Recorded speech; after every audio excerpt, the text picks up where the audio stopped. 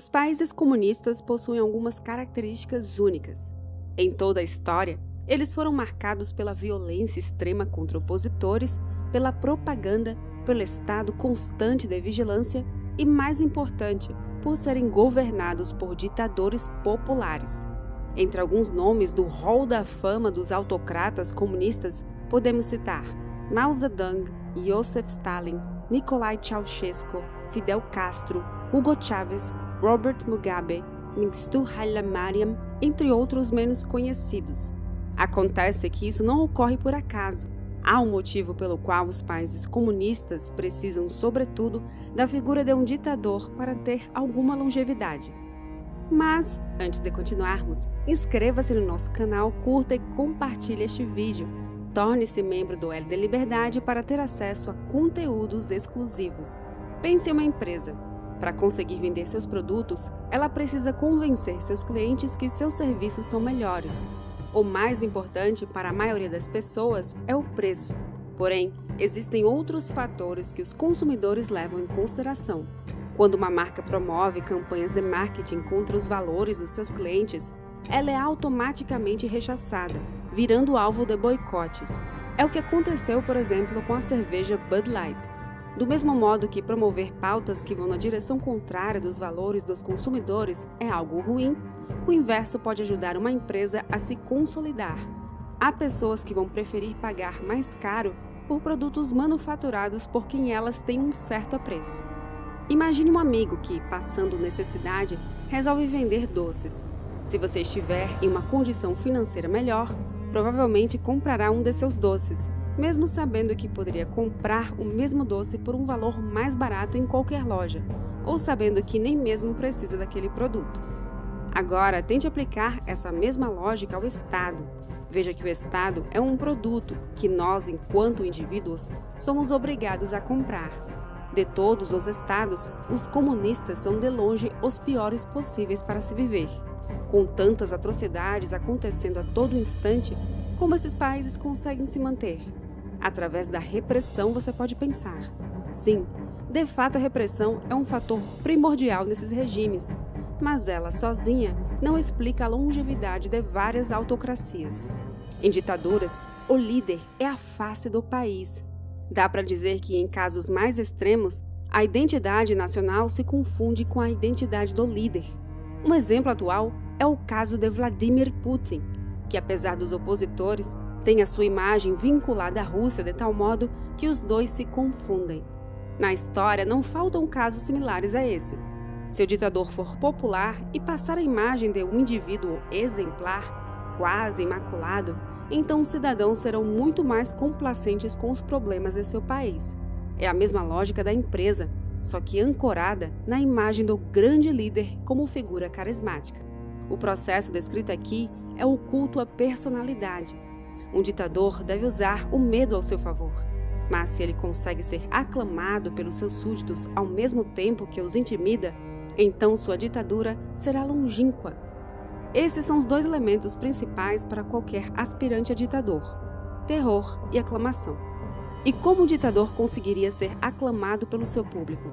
Aqui, voltamos ao exemplo da empresa. Ele precisa transmitir que possui valores que seu público enxerga como importantes. Uma das formas de se obter tal apoio é enganando multidões através da oratória.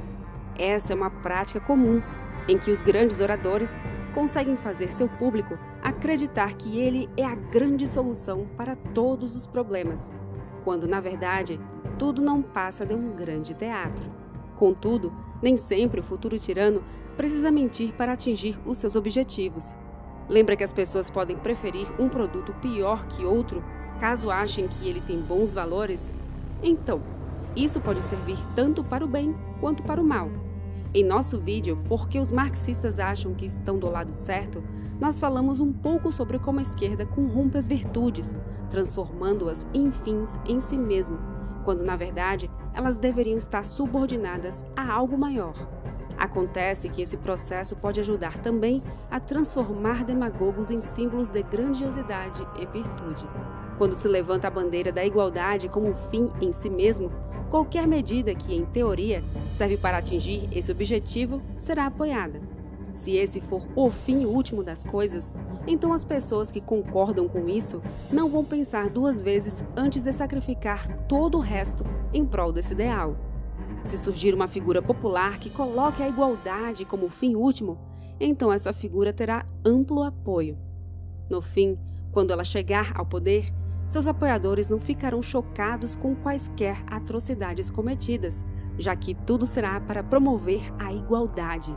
E sim, é bem verdade que várias práticas abjetas podem ter a igualdade em mente, assim como a igualdade pode ser apenas uma justificativa furada para algum projeto pessoal do tirano. Mas é também verdade que esse ideal, enquanto fim último, é uma virtude corrompida. Agora, em vez de usar a igualdade como exemplo, a substitua por qualquer outro ideal que está na moda. Veja como alguns valores que são considerados sagrados hoje não passam de degenerações com o objetivo de centralizar ainda mais o poder. Pode ser a justiça social, acabar com a pobreza, o fim do preconceito ou a manutenção desse sistema, que não passa de uma ditadura da maioria. As aplicações são infinitas. Então, quando uma figura aparece replicando o discurso das virtudes corrompidas, quem se deixou levar por esse processo de corrupção é cooptado. Se vale tudo até chegar a esse objetivo, então a pessoa que estiver no poder pode usar todo o aparato estatal para isso. É um jogo sem regras. Censura, coerção, prisões autoritárias, violência excessiva, etc. Não há limites. O tirano nada mais é do que a projeção dos sentimentos corrompidos do esquerdista médio e também de sentimentos nada nobres sem seu estado puro.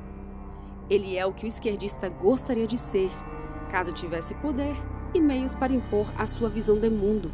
Se em ditaduras boa parte do apoio popular é baseado no meio, uma outra parte bem considerável é baseada na admiração genuína.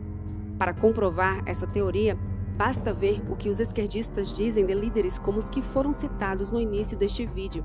Veja como eles vão tentar justificar todas as controvérsias desses líderes, mesmo sabendo de todas as provas existentes.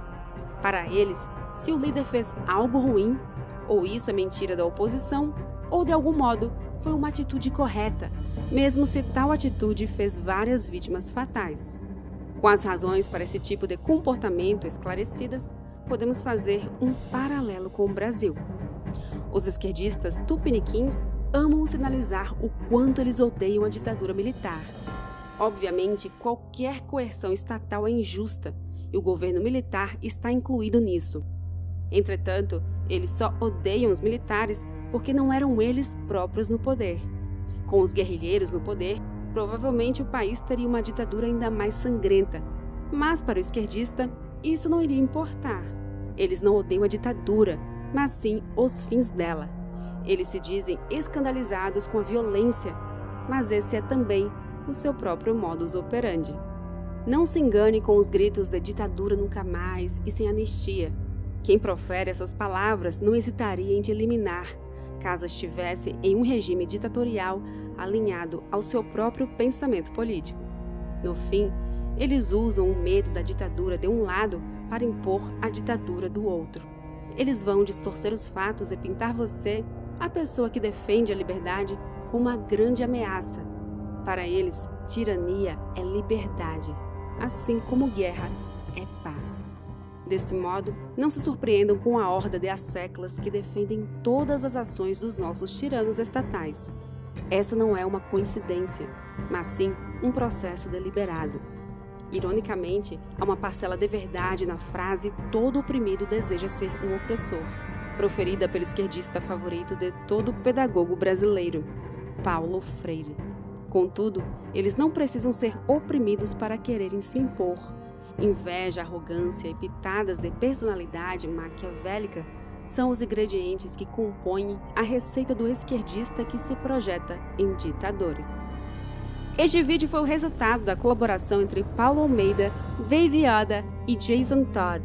Faça o único L que importa, o L de liberdade. Até o próximo vídeo.